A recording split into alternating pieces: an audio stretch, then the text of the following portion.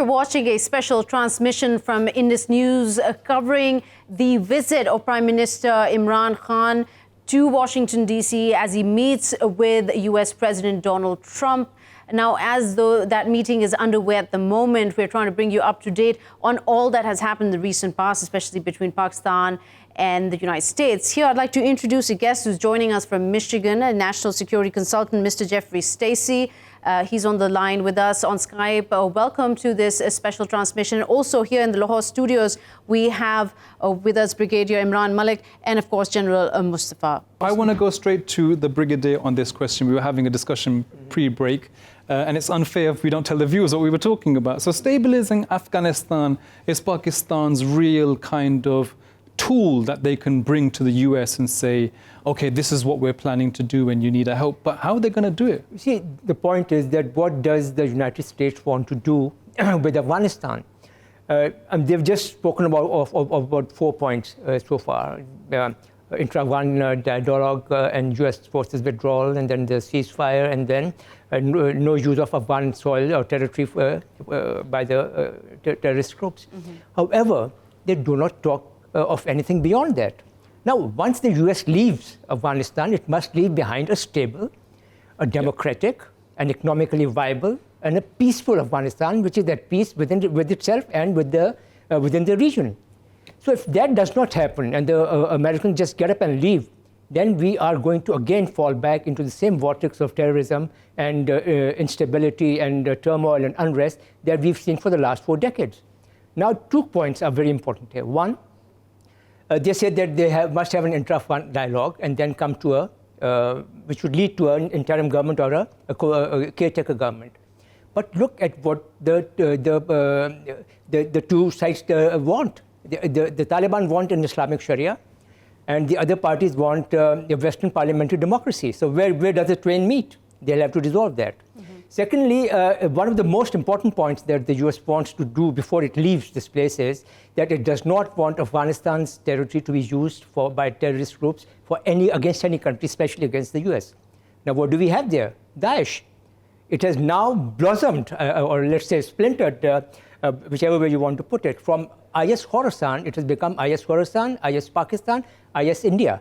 Mm-hmm. Then you have TTP, you have the Jamaat ul-Ahrar, you have the IMU, you have the ETIM, you have a plethora of these terrorist groups. Mm-hmm. Who is going to deal with them if the Americans leave without tackling them? Yeah. So what they need to do is, one, decide what the caretaker government is going to do. They must have a legal framework with which the caretaker government must go on, hold elections, and then pass on power to the elected government, whichever way it happens. Okay. Secondly, before they leave, the Americans and the Afghan National Security Forces, with the help of Pakistan, Pakistan must provide the anvil by blocking all the escape routes in Kunar and Nuristan, and the Americans with the Afghan forces, and if possible, the Afghan Taliban, all get together and operate against the IS and the Daesh and the other groups. So remove them from there, remove this threat, and only then the Americans should leave, and only then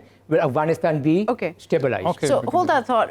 Let's go to you, Mr. Jeffrey Stacey. You heard our guest talk about what the situation could be after the U.S. withdrawal, a conversation that's not really been fleshed out, as it seems, in these U.S.-Taliban talks. Let me ask you this. The different scenarios that Brigadier Imran expanded on, where does Pakistan fit into in terms of preventing that chaos from ensuing?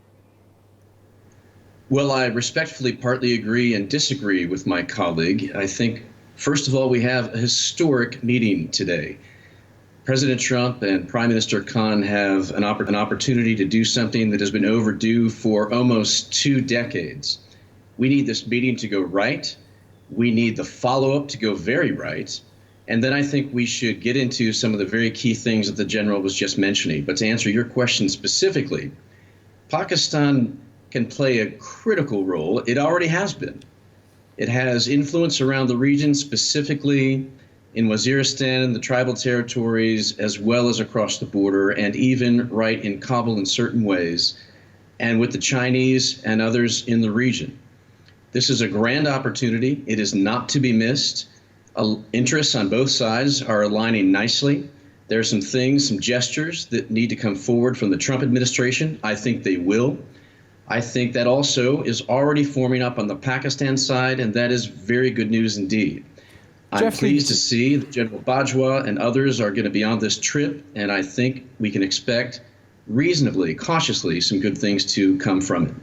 Jeffrey, do you think one of these tokens by the US or Trump in particular is the government's listing of the separatist Balochistan Liberation Army as a terrorist group? Do you think that helping in those intra-Afghan talks that the BLA should have been on this terrorist long before America had designated them as a terrorist group? Well, it's time to get these details right. They haven't always been exactly where they need to be. Now's the time to put the chess pieces in place. There are numerous aspects, that's one of them, on both sides, that we can now tend to. That's why I'm just as concerned that these two get on, as it were, and I think they will. I think okay, I'm sorry, I'll have to ask you to hold that thought, Mr. Jeffrey. Right now, we're going to cut live to the U.S. President Donald Trump giving a press conference. Great people, smart, tough. They are tough. There's no question about that. They're like him. They're tough. No, I'm not going to be watching. Probably, maybe I'll see a little bit of it. I'm not going to be watching Mueller because you can't take all those bites out of the apple. We had no collusion, no obstruction. We had no nothing. We had a total no collusion finding. The Democrats were devastated by it. They went crazy. They've gone off the deep end. They're not doing anything. They're not doing health care. They're not doing infrastructure. They're not lowering drug prices. I'm lowering drug prices. First time in 53 years that drug prices went down last year. 53 years. And I'm doing that without the help of Congress, which makes it much tougher to do. Because if they worked with us, I could get drug prices down in half. But the Democrats don't seem to care about drug prices. All they care about is a phony investigation where the report was written. It said no collusion. The report was written, and the Attorney General, based on the report, was easily able to find there was no obstruction. There's no nothing. They're wasting their time. And Robert Mueller, I know he's conflicted. There's a lot of conflicts that he's got, including the fact that his best friend is Comey. But he's got conflicts with me, too. He's got big conflicts with me. As you know, he wanted the job of the FBI director. He didn't get it. And we had a business relationship where I said no.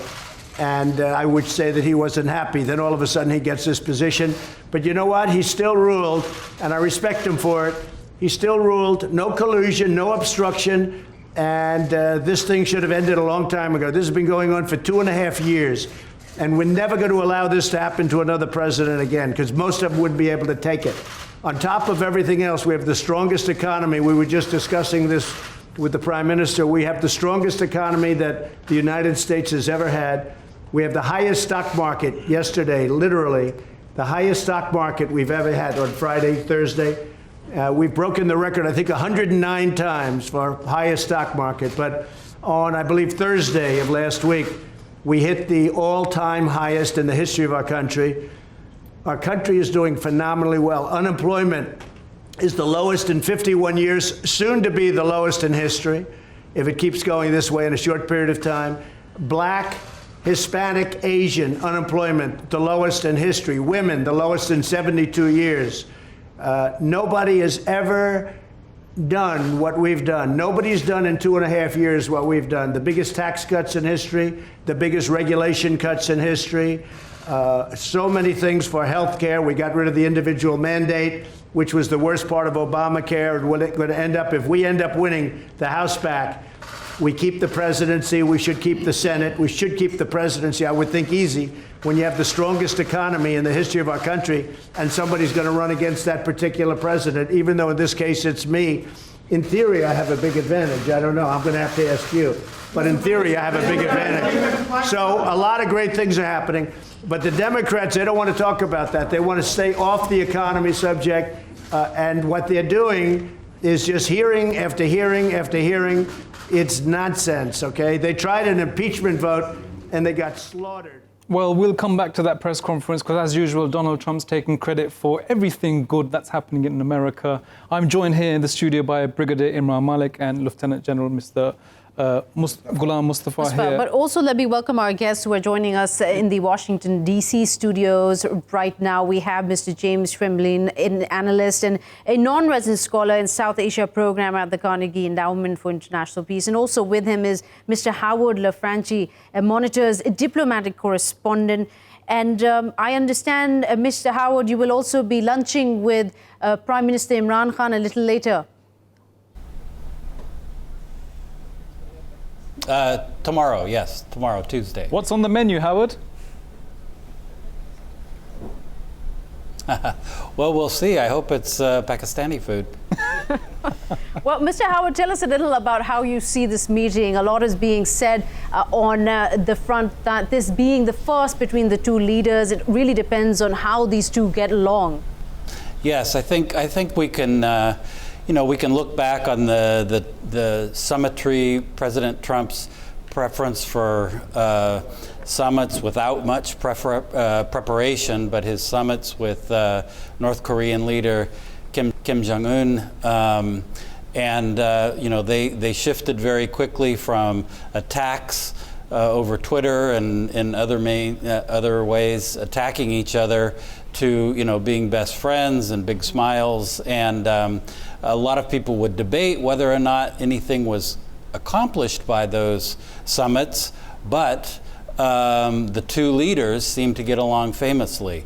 And I think there's some, there are people wondering if these two leaders now, President Trump, Prime Minister Khan, who had their moment of jousting over Twitter and over social media as well, if now they too can become fast friends, and if they do, what does that really mean for the relationship? Can something deeper than just smiles and handshakes occur? And so I think that's what people will be looking for. I think on the U.S. side, looking for something on Afghanistan, and on the Pakistani side, maybe something on the economy. So, Mr. James, let me ask you this then. What kind of topics is President Trump expected to touch base with Prime Minister Imran Khan, in your opinion? Sure. First, I completely agree with my colleague here about the purpose and the timing of the visit. We'll see if the kind of real statecraft out of this visit can exceed the very positive stagecraft so far. In terms of subject matter, this is really, Afghanistan is at the front and center of the mind in Washington. The desire to facilitate an agreement between the Taliban and Kabul and a peace settlement that could end the Afghan conflict. Pakistan's support so far for the efforts of U.S. diplomats to engage the Taliban is why this meeting is happening, in recognition of Pakistan's active support. The question is whether Pakistan can help the United States push the negotiation forward and push for the Taliban to directly engage with Kabul. That's an interesting point you mentioned here, Mr. James, because one of those key people who were behind making this possible, and we're connecting this to the Republican Senator Lindsey Graham, when he visited Islamabad in 2019 in January, there's something he said that he was really impressed with Imran Khan's vision of Pakistan's vision in Afghanistan. But before I get into the rest of this, let me quickly cut to what President Trump is now saying. What role do you see for India in What role do you see for India in Afghanistan? And Mr. Prime Minister, same question to you. What does India has a role to bring peace in Afghanistan? You see, this is the closest we've been to a peace deal in Afghanistan. Yeah. And there is no military solution in Afghanistan. There is no military solution because, as Mr. President says, if you go all out military, there will be millions and millions of people who would die. So there is only one solution. And I feel, and I think we will discuss this, is the closest we have been to a peace deal. And we hope that in the coming days, we will be able to urge the Taliban to speak to the Afghan government and come to a settlement, a political solution. And what the Prime Minister, what the Prime Minister just said is a very big story, and that's 100% true. We've made a lot of progress over the last couple of weeks, and Pakistan has helped us with that. progress, but a lot of great things are happening. A lot of things are happening for the United States, and I think a lot of great things are going to be happening for Pakistan too, under your leadership. I really feel that. Thank you. Okay. Are we closer to negotiations or to armed conflict? I think Iran doesn't know where they are. I've been watching and reading a lot of reports, and right now they're a very mixed up country. They don't know whether they're coming or going. They have tremendous problems economically. Their country's in turmoil. They're having demonstrations all over Iran. Their inflation rate's at 75%. They have a lot of problems. So whatever it is, it is. I'm just going to sit back and wait. Let's see what happens. But I will say they are doing very poorly as a country, and we'll see what happens. We did actually, because they said no, and it's a religious country or religious leaders, but they lie a lot. We did shoot down. Unfortunately, we had to shoot down a drone. The drone came down. You know how it came down, with a new technology that's actually quite amazing. But we took down one of their drones. Instead of saying, yeah, that happened, they lie. They say it didn't happen. So we have, there's a lot of proof. It's called, take a look at it on the ocean floor. Just go down there, take your scuba gear and go down there in the ocean. One of you would do that, I know. But we took down a drone. I think very importantly, I read a report today about CIA. That's totally a false story. That's another lie. They put out propaganda. They put out lies. I don't think Pakistan would ever do a thing like that, right? Definitely not. Pakistan never lies. Definitely not. But Iran does, unfortunately. So let's see what happens with Iran. We are ready for the absolute worst, and we're ready for sense too. But we are very geared up, and if they are really the #1 state of terror in the world. Now, I have to say they've pulled back because their money is running very low. The deal that President Obama made was a disaster because it was such a short term. It didn't cover ballistic missiles, and they couldn't see the important sites. Under this, you couldn't inspect the important sites. There were many things wrong. And of course, they gave $150 billion plus $1.8 billion in green, beautiful cash. That's called many plane loads of cash. I think Pakistan would like to have some of that cash.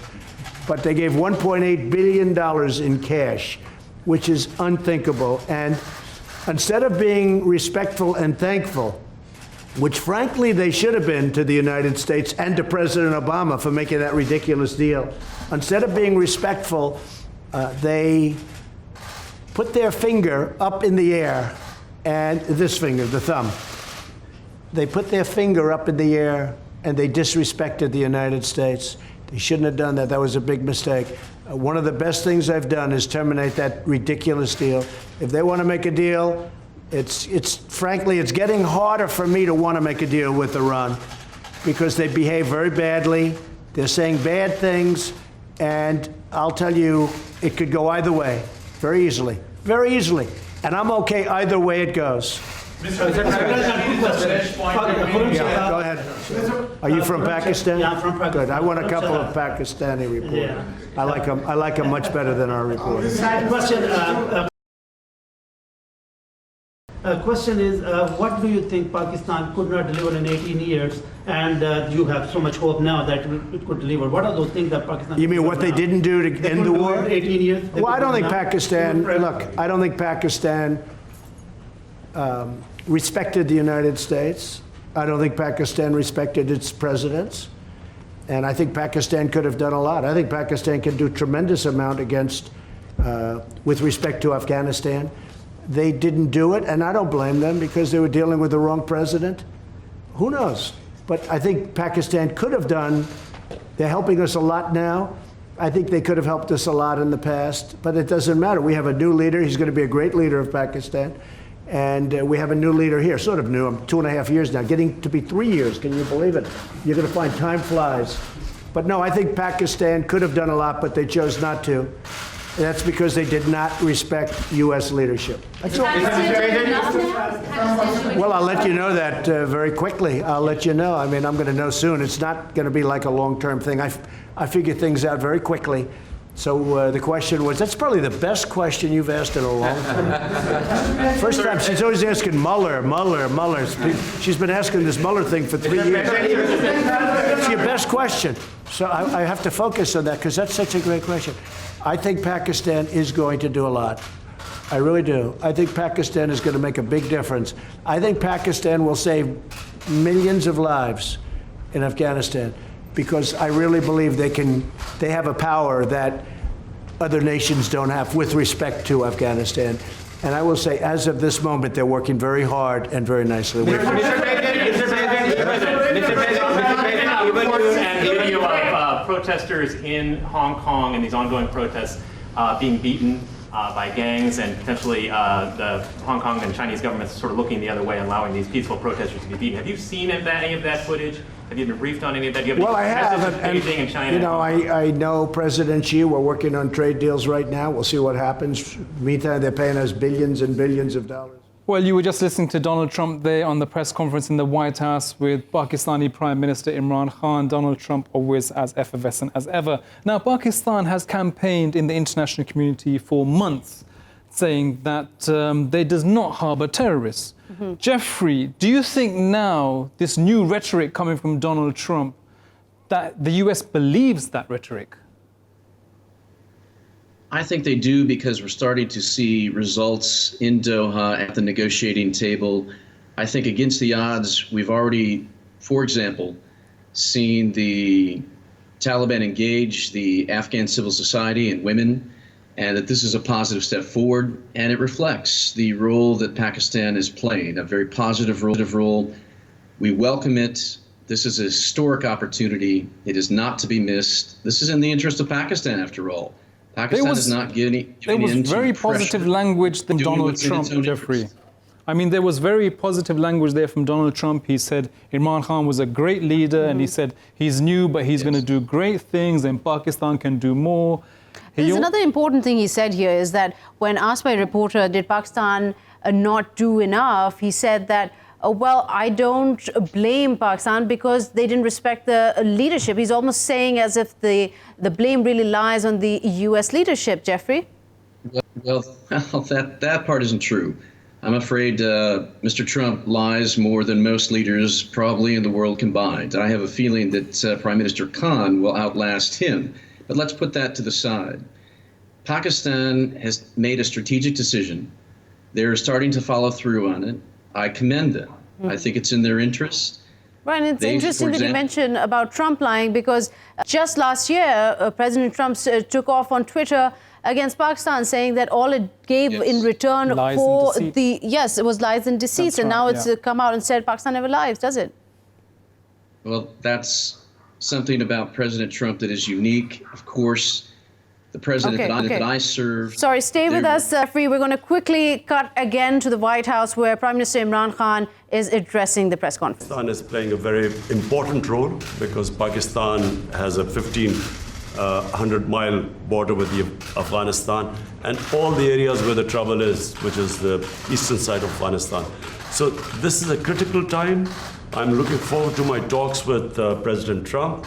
We have our military leadership here, because this is obviously a security situation.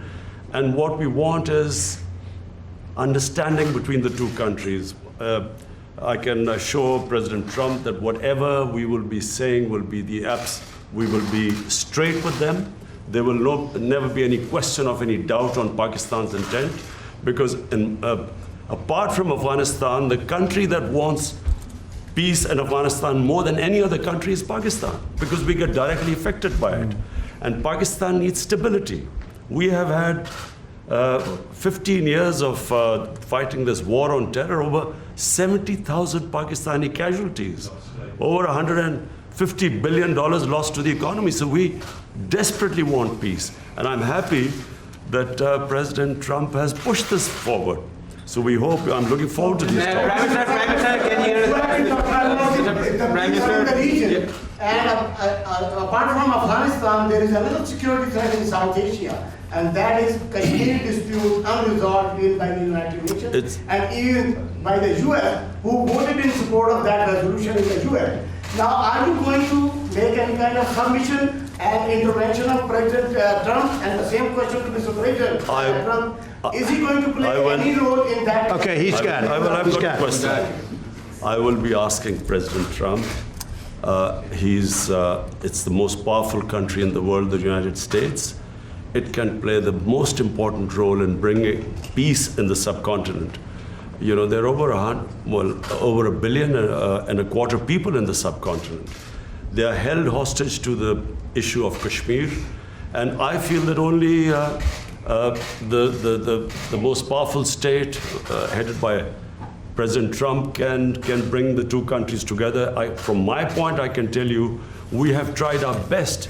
We've made all overtures to India to start dialogue, resolve our differences through dialogue. But unfortunately, we haven't made headways as yet. But I'm hoping that President Trump would push this process. So I was with Prime Minister Modi 2 weeks ago, and we talked about this subject. And he actually said, "Would you like to be a mediator or arbitrator?" I said, "Where?" He said, "Kashmir," because this has been going on for many, many years. I was surprised at how long it's been going on. 70 years. I think they'd like to see it resolved, and I think you'd like to see it resolved. And if I can help, I would love to be a mediator. It shouldn't be, I mean, it's impossible to believe two incredible countries that are very, very smart, with very smart leadership, can't solve a problem like that. But if you would want me to mediate or arbitrate, I would be willing to do that. President, I can tell you that right now, you will have the prayers of over 1 billion people if you can mediate and resolve this issue. It should be resolved. So, but he asked me the same thing. So I think there's something. So maybe we'll speak to him, or I'll speak to him, and we'll see if we can do something. Mr. President, even because I've heard so much about Kashmir. Yes. Such a beautiful name. It's supposed to be such a beautiful part of the world, but right now there's just bombs all over the place. They say everywhere you go you have bombs, and it's a terrible situation. Been going on for many years. If I can do anything to help that, let me know. Let me give you one thing on Afghanistan as an example. So a lot of you don't know this, but we dropped the largest non-nuclear bomb ever built in history. We dropped it in Afghanistan. We were getting ready to make many of those bombs. This left a hole that it took out a lot of the tunnels and everything else, but it left a hole in the earth that looked like the moon. It looked like a crater from the moon, still there. Nobody's ever seen anything like it. People heard it 15 miles away. They said, "What was that?" It shook the earth. Non-nuclear, the largest ever made by far. And they were going to make many of them. And I said, "No, we don't have to. I don't want to drop that. I don't want to do that." So many easy solutions. That's actually the easy solution. And they'd come in and they'd say, "Let's have peace, but you don't have to do that." I think we're going to be very successful without having to go that route. And I have tremendous confidence in the Prime Minister. All right, one or two more. Go ahead. Go ahead, please. This is the name are you going to raise the issue of Turkish treaty with Imran Khan? And here, we can question to you regarding the freedom of the press in Pakistan. There are a lot of curbs on the freedom of press, on the media, on the journalists. Can you comment on that? Go ahead. Pakistan press, to call Pakistan press as if there are curbs on it. Pakistan has one of the freest presses in the world. All you have to do is, since I've been the Prime Minister in the last 10 months, I mean, the criticism I have received from my own press, unprecedented. So to say that there are curbs on Pakistan press is a joke. When you say unprecedented, it can't, wait a minute, wait. There's no way you're treated worse than I am. Mr. Prime Minister, you are fighting, Mr. Prime Minister.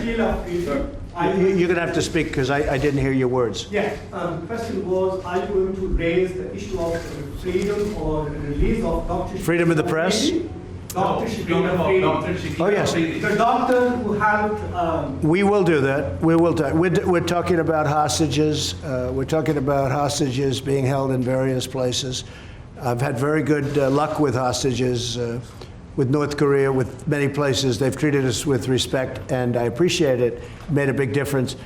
We have 2 or 3 hostages that we're talking about. That's one of the gentlemen that we have heard about.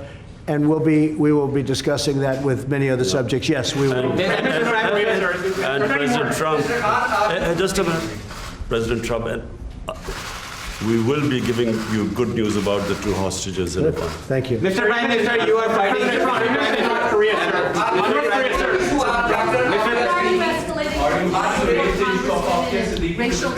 I'll tell it in a second. Go ahead, ask it again. On your tweets, why are you escalating your feud with the 4 congresswomen and racial tensions instead of... Well, I think they're very bad for our country. I really think they must hate our country. I think the 4 congressmen we're talking about, the congresswomen, what they've said about Israel, what they've said about our country, when they talk about disgusting people, when they talk the way they talk, when the one mentioned that brown people should speak for brown people and Muslim people should speak for Muslim people, and you hear all this, it's not what our country is all about. No, I think they're very bad for our country. I think they're very bad for the Democrat Party. I think you see that. And they're pulling the Democrats way left. Nobody knows how to handle them. I feel they're easy to handle. To me, they're easy to handle because they're just out there. They're very bad for our country, absolutely. No, I don't think, no racial tension. No, there's no racial tension. Look, I had my best numbers recently, and it's because of the economy and what I've done for the African American. When you look at the African Americans are doing better than they've ever done in our country. We're creating numbers. Look at the poverty numbers. Look at so many different, look at the unemployment numbers, the best they've ever had. No, we have fantastic relationships with the African American community. I think you'll see that. Certainly you're going to see that in 2020, I believe. Even your critics say that you are going to win the 2020 elections, and you are obviously very confident about that. Same thing with Imran Khan. Sir, you are also having a big war against corruption in Pakistan. So can you just give us a little comment on that? Well, I think he's going to win, and I think what's going to happen, of course, he's got a little ways to wait. But I'll go over, I'm going to campaign for you. I'm going to help him with this case. War against corruption, can you please comment on that? Ali Imran, representing Associated Press of Pakistan. Prime Minister Imran Khan has said that Pakistan is looking for trade and economic relationships and investment in Pakistan. Are you willing to do that? Yes. Because many experts say that economic prosperity is the best antidote to extremism and militancy. I agree, and I think that's very true, and it's actually a very good question. The answer is yes. I see great trade with Pakistan, and I'm not talking about a little bit more. I'm talking about we could go 10 and even 20 times what we're doing right now. You know, Pakistan's a big country. It's actually a very big country, and they have tremendous product. They make great product. They make tremendous. I bought from Pakistan over the years when I was in the private sector. They make incredible product. They're brilliant people. They're hardworking people. I think we're going to have a fantastic trade relationship. I don't mean we'll increase it by 20%. I mean, I think we can quadruple it. I think you could go, I mean, literally, it sounds great. You could go 10 times more. You could go 20 times more. Because what we do right now is not much, and we should do a lot. So I think that's going to be, and I also do agree that that has so much to do with great peace. Having a great trading relationship has so much to do with peace and extremism in this case. I think it can have so I expect that we will, within a very short period of time, start having very significant trade with Pakistan. Sure, are there any working level talks with North Korea scheduled at this point since you met with Kim Jong-un? No, we just have a very good relationship, and probably they would like to meet, and we'll see what happens. There was a little correspondence recently, very positive correspondence with North Korea. Between you or again, there's no nuclear testing, there's no missile testing, there's no nothing. I think we will, at a certain point, when they're ready, we'll be ready. Mr. President, quick question on India. Go ahead. One question, please, because they are from Pakistan. Will you raise the voice for Dr. Afghan speaking? Well, there'll be things discussed, so, that would be for afterwards. We'll discuss things. We'll be discussing it. Mr. President, Pakistan, one of the provinces of Pakistan, Balochistan, where India is sending non-state actors to destabilize them, and the people from there are going to Europe and other places, and they're getting refuged, getting asylum in India, which is actually an indication that India is helping those non-state actors to infiltrate in Pakistan and create that. And one of the guys Pakistan is holding, which was the leading the network. So do you think that the U.S. will be playing a role in stopping India to, I think I can very well. I have a very good relationship with Prime Minister Modi, and I think we're going to have a phenomenal relationship with the Prime Minister of Pakistan. I do think that it's a two-way street. You say India's coming in and destabilizing Pakistan, but India's saying that Pakistan's coming in and destabilizing. So there's a lot of room right there where we could meet. I think we can meet. You had a question on Puerto Rico? Puerto Rico step down right now. One question. Did he step down? Oh, look, he's a terrible governor. I think you have an even worse mayor of San Juan. She's horrible. I think she's horrible. I watched her. My people did nothing but complain about her when we helped them with their hurricane problem. The mayor of San Juan, Puerto Rico, is a horror show. She's incompetent, grossly incompetent. At the same time, the governor's not good. So the United States Congress, you won't believe this.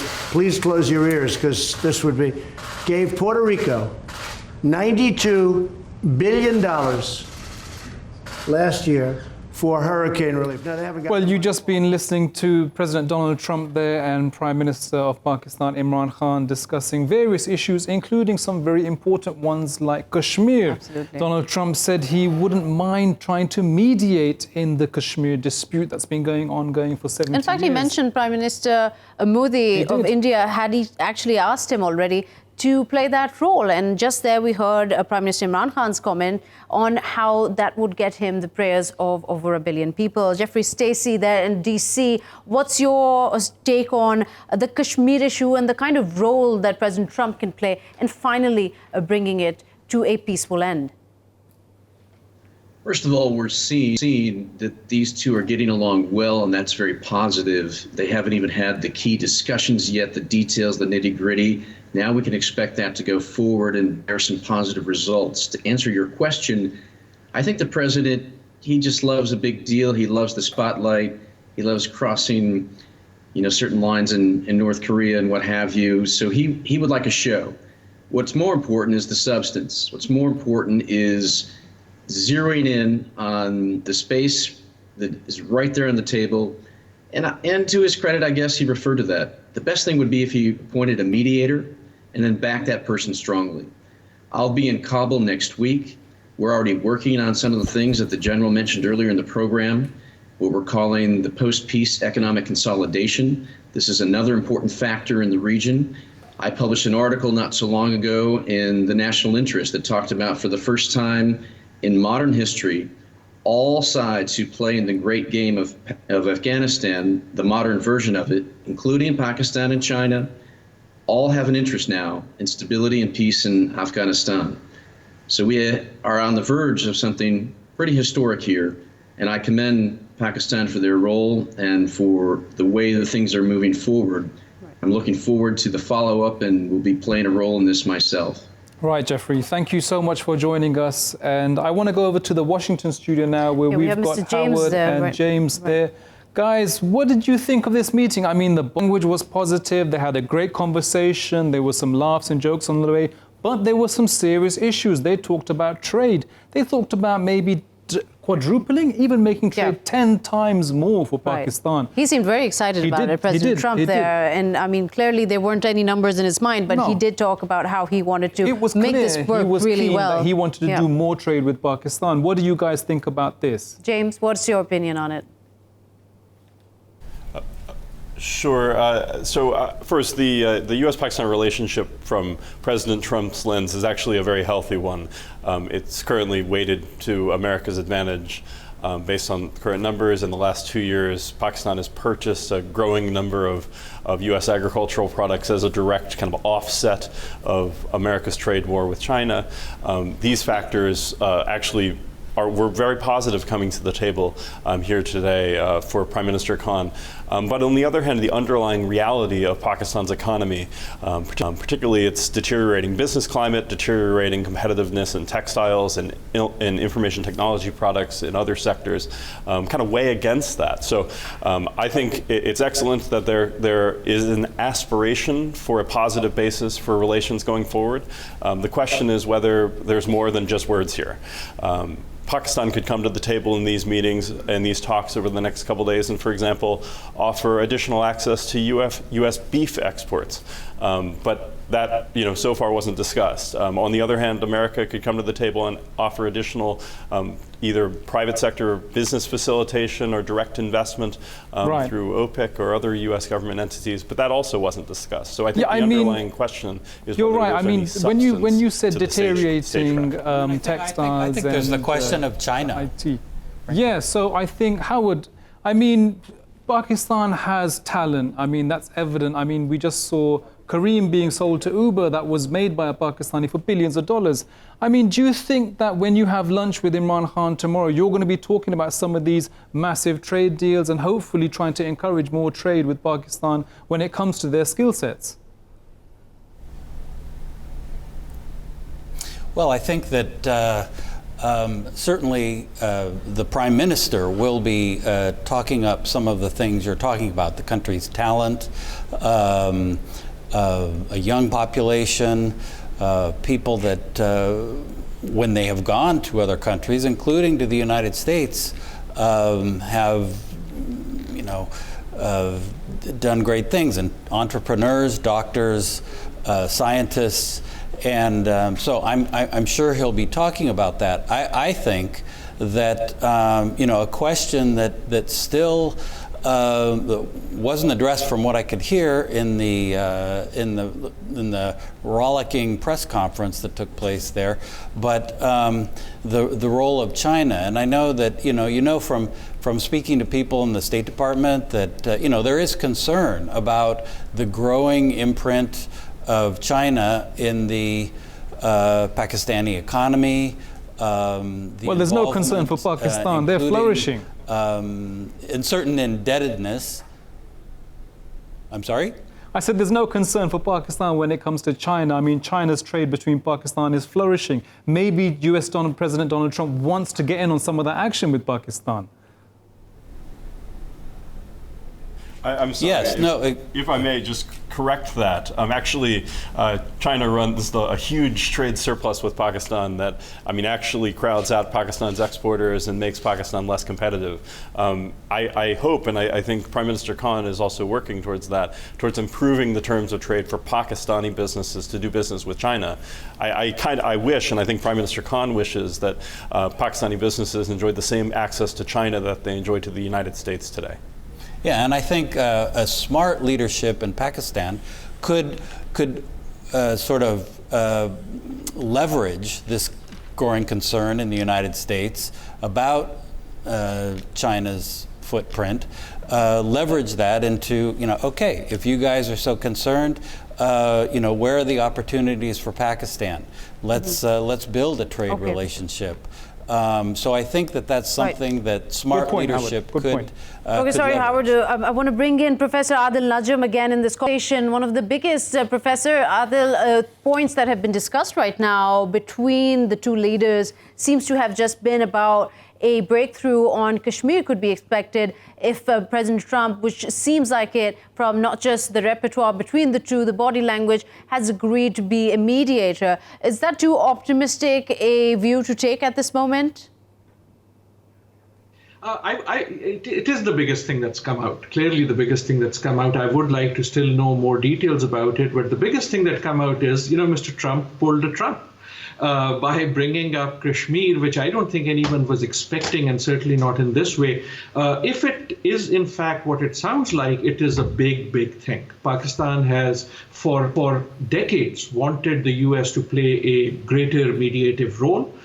India's stance has always been that this is a bilateral issue between India and Pakistan, and there is no role for a third party. So if in fact what we are hearing is true, that Mr. Trump wants to play that role and Mr. Modi has agreed to do that, then that is a big thing. Now, that doesn't mean Kashmir gets solved tomorrow. But the fact that if it were to happen, if Mr. Trump, and he has the type of clout in India also, he can pick up the phone and say to Mr. Modi, hey, come on over. And I'll also call my new friend Imran, and we'll all go to Camp David and try to work on this. Now, that would be the type of thing that gets people talking about Nobel Awards, which I am sure Mr. Trump has been thinking about. We'll be very happy to get. We do have Mariam Vardak, who is a journalist in Afghanistan. Mariam, thank you for joining us on the Indus News Special about Pakistan's Prime Minister Imran Khan joining US President Donald Trump. What can you tell us more about the change you've seen in Afghanistan on the ground with Pakistan's intervention when it comes towards peace in Afghanistan? Well, for clarification, I'm not a journalist. I was a former employee of the government and a current analyst. My apologies. It's okay, just for clarification. I think that there's a lot of negative feedback in Afghanistan on the ground, and I think that has a lot to do with what the leadership is saying and how they're negatively gearing the public. And how they're trying. Just the other day, there was an explosion in the National Defense Secretariat decided to say explosion was planned in Pakistan. I think this kind of manipulation of the public is wrong. And I think that the fact that two major nations are having an open discussions about Afghanistan and not having a closed door discussion like we used to have in the past 15 years, I believe that we as analysts in Afghanistan and the policymakers should be very positive and excited about this new step. The fact that the public is included in these conversations and aware of these conversations. I think that there are many people in Afghanistan that want peace, and the fact that Pakistan is taking a more progressive and a more vocal step towards this is an appreciation, and we need to reflect on this. Absolutely. Mariam, you mentioned peace. We've also seen policies towards women now being in the table in discussion, saying that they need more rights for women in Afghanistan. I mean, that was something that wasn't even discussed before. So surely that's progress. Well, I mean, nobody allowed anybody to discuss anything regarding women back in the past. So, of course, it's progress. The Afghan women are not the Afghan women of the 1990s. But I also believe that the Taliban and others are not the same as they were in the 1990s. We've all progressed. We've all realized that what were the downfalls, and I think we all have learned from it. It would be a great embarrassment to the United States, to Pakistan, and to Afghanistan if we go back to where we were in the 1990s. We've all learned that it doesn't benefit anyone. I know that there's a certain group that benefits from conflict, but the region does not benefit from conflict, and I'm sure Afghanistan and Pakistan are the first to vouch for this. So what do you think's changed now? You know that you said that they've changed from the 1990s and it's a different Taliban. There's a progression going on. What do you think's brought about that change or that progression, Mariam? I think that education, exposure, interaction, dialogue, this is what has brought that change. Okay. So, Ms. Also, if I may ask a question about not just what has changed with the Taliban, what has changed on the ground within Afghanistan also. But here, it seems like almost a very big ask to expect that a neighbor like Pakistan across the border would be able to guarantee almost that the Taliban will stick to their end of the deal. What is the feeling about that within Afghanistan? Oh, I think that anybody guaranteeing, any nation or individual guaranteeing that an armed insurgent or opposition, I don't know what they call it these days, group will act in a certain way is wrong. That the ground soldiers, the foot soldiers are not going to absolutely listen to what their leaders are. ISIS are active in Afghanistan, and I've seen a lot of hopping between Taliban and ISIS depending on the recruitment and how much money they're going to receive. However, the fact that leaders of nations are taking a strong role to try to influence a more positive there's a positive and a negative outlook for it. The negative outlook of people saying, okay, then that nation was involved in the insurgency from day one. They have influenced the conflict. But the positive outlook could be that, no, they're actually taking a strong role because it's trickling into their nation and other nations across the border. Okay, sorry, Ms. Thank you so much for your insight there. I want to move to Washington, D.C. quickly as we're running out of time here. Mr. James, talking about Pakistan's role and how this is supposed to be or expected to be an important topic to be discussed between Prime Minister Imran Khan and President Donald Trump here. Yet at the same time, we saw from the press conference a whole lot of other stuff was talked about, not so much on what could possibly be happening in terms of coalition support funds, of Pakistan's role in Afghanistan. What do you make of that? I think the question should be reframed, and that is that I think the conversation between Prime Minister Khan and President Trump is moving beyond past programs. Conversations about coalition support funds, about reconstruction opportunity zones, about other past activities, I think are really honestly outdated. Whatever basis goes forward for U.S.-Pakistan relations that is positive, that is mutually beneficial, that builds trust, is going to look different than it did 5 years ago. It's going to look different than it did 15 years ago. And the most important difference is going to be that Pakistan is going to be, or going to have to be, on the side of the United States in Afghanistan and helpful in facilitating a U.S. withdrawal. I think it's not, to what the previous commentator said, it's not a question of trusting the Taliban or external guarantees against the Taliban. It's a question of whether the Taliban will engage with Kabul in direct negotiations, and it's a question about the way in which the Taliban will act on the battlefield during the period of the U.S. withdrawal. If a ceasefire happens, which is what the U.S. Special Representative Zal Khalilzad has demanded in the negotiations, it's not going to just be a ceasefire. It's going to be about mutual actions against the Islamic State. It's going to also be about things like we're not going to target school children anymore, which is something that the Taliban... So in expectation of a ceasefire to be established between all parties concerned there. And since we're running out of time, I've got just one last question here, Mr. Howard, for you. If you could shed some light on this. Do you agree with your colleague that it's time to move forward from what we're seeing from their meeting, that these are not going to be issues that they're going to be talking about? Yes, I think that I think both sides, you know, as an administration official said last week, you know, this is a door we're opening, and we'll see. You know, from the U.S. perspective, we'll see if Pakistan really wants to come through that door, and that would include a lot of things, not just Afghanistan, but for President Trump, who's looking to 2020, when he made a promise about getting out of Afghanistan. So that's something that, and that's another. Something else where Pakistan perhaps has some leverage that they could use that, but there's just the issue in Afghanistan, but of terrorism and support for terrorist groups, and you know, the U.S. position for years on how Pakistan has played that game from Washington's perspective. You know, that still has to be ironed out. So there are a lot of things, I think, from both sides. Both sides see this door that's open, but the question is, you know, really beyond the banter and what is actually going to transpire? Thank you so much, Professor. Thank you so much, Mr. Howard there in Washington, D.C., and thank you, Mr. James, for giving us your time and insight into